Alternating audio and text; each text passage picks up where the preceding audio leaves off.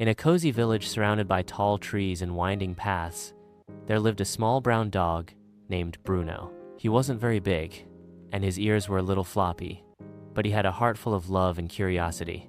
Bruno lived with an old man named Grandpa Joe, who wore a warm hat and loved to hum old songs while he worked in his garden. Every morning, Bruno would follow Grandpa Joe through the fields, chasing butterflies and wagging his tail at every bird he saw. But one day, a storm rolled in. The sky turned gray, the trees swayed, and heavy rain poured down. The wind howled, and thunder clapped loudly.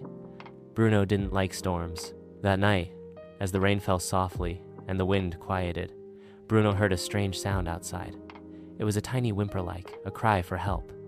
He hid under the couch, his little body shaking. Bruno peeked out the window and saw a small white puppy, drenched and shivering under a bush. "Oh no," Bruno barked. "That puppy needs help." He glanced at Grandpa Joe, who was snoring peacefully in his chair. Bruno knew he had to be brave just this once, so he pushed open the door with his nose and ran into the night.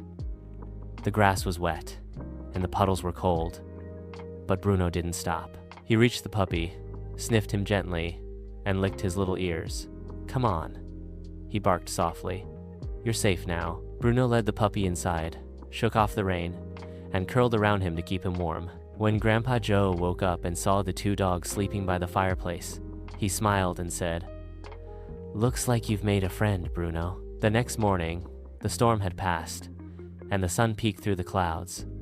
Bruno and the puppy, now named Snow, ran through the garden, tails wagging in the sunlight. Bruno had been scared of the storm, but that night, he discovered something wonderful. Being brave doesn't mean you're never scared. It means you care enough to help someone, even when you are. And from that day on, Bruno and Snowy were more than just dogs. They were a team, full of adventure, kindness, and courage.